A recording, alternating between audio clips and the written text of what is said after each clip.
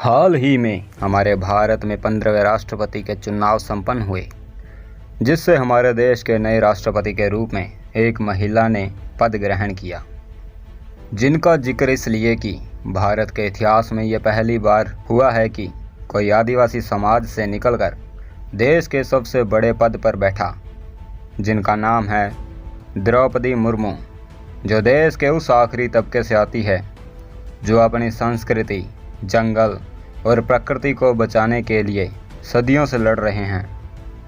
आखिर कौन है द्रौपदी मुर्मू और कैसे रहा उस आखिरी तबके से निकलकर राष्ट्रपति तक का सफ़र।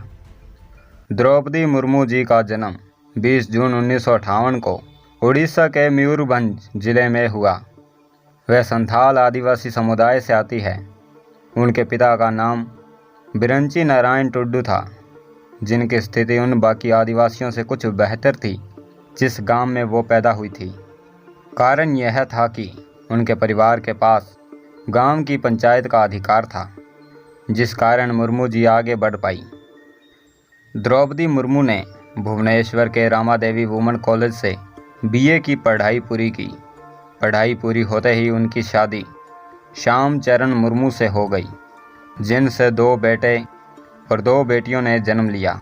द्रौपदी मुर्मू ने साल 1979 से 1983 तक सिंचाई और बिजली विभाग में जूनियर असिस्टेंट के रूप में भी कार्य किया।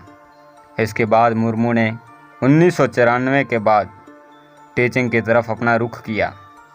1997 में मुर्मू जी ने पहली बार राजनीति में अपना कदम रखा और ओडिशा के रायरंगपुर जिले में पार्षदी के चुनाव में विजय प्राप्त कर पार्षद पद पर आसीन हुई और यहीं से शुरू होती है इनकी पॉलिटिकल लाइफ। इन्होंने अपनी राजनीतिक करियर की शुरुआत भाजपा के साथ की। इनको वर्ष 2000 में रायरंगपुर विधानसभा से विधायक चुने जाने के बाद उन्हें बिज्जत और भाजपा गठबंधन वाली सरकार में स्वतंत्र प्रभार का राज्य मंत्री बनाया गया।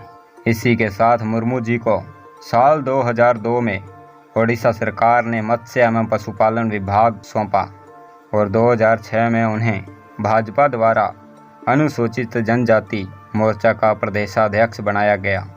इन सब के साथ इनका राजनीतिक करियर इतना बेदाग था कि द्रौपदी मुर्मू को 2007 में बेस्ट एमएलए का अवार्ड दिया गया, Neelkanth award for the best MLA in Odisha. साल 2009 में इन्होंने लोकसभा के चुनाव भी लड़े, लेकिन ये हार गई थी। अगले 6 सालों में मुर्मू जी ने अपने साथ कई दुर्भाग्यपूर्ण दुर्घटनाएं झेली। इन्होंने अपने 2 बेटों और अपने पति को खो दिया, जिसके कारण ये काफ़ी डिप्रेशन में चली गई। साल 2015 में इनके सीनियर बीजेपी लीडर ने इनको झारखंड का राज्यपाल घोषित कर दिया और यह पहली आदिवासी महिला बन गई राज्यपाल बनने वाली।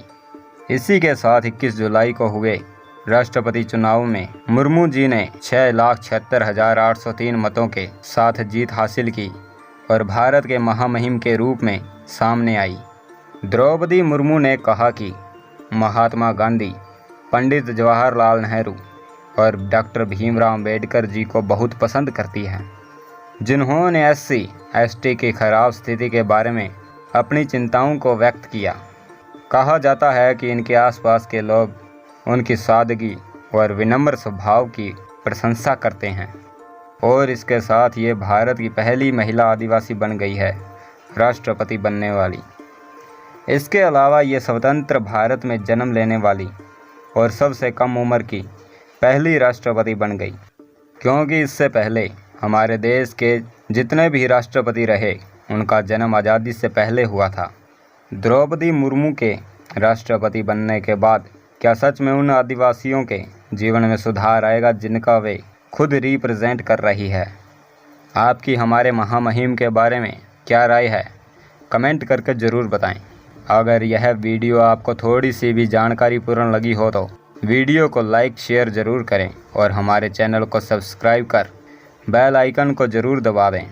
मिलते हैं अगले वीडियो में। जय हिंद, जय भारत।